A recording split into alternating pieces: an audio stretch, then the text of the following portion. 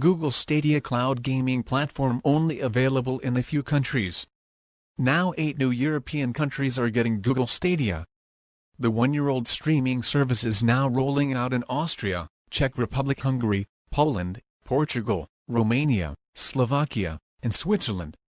When the cloud gaming service went live last year, it was available in just 14 countries and now 22 supported countries. The service will roll out in the next 24 hours in the aforementioned countries, and once available, users will be able to sign up with their Gmail account and get ready to play on their computers and compatible phones and tablets.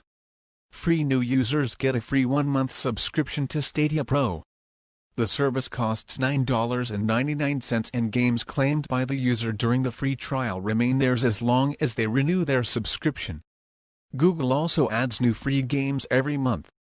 If you want more games or one that is not available for free, you can purchase from the store, which has games such as Assassin's Creed Valhalla, and will also add the much-anticipated game, Cyberpunk 2077. Stadia works by streaming games over the internet much like the way you stream a show or movie.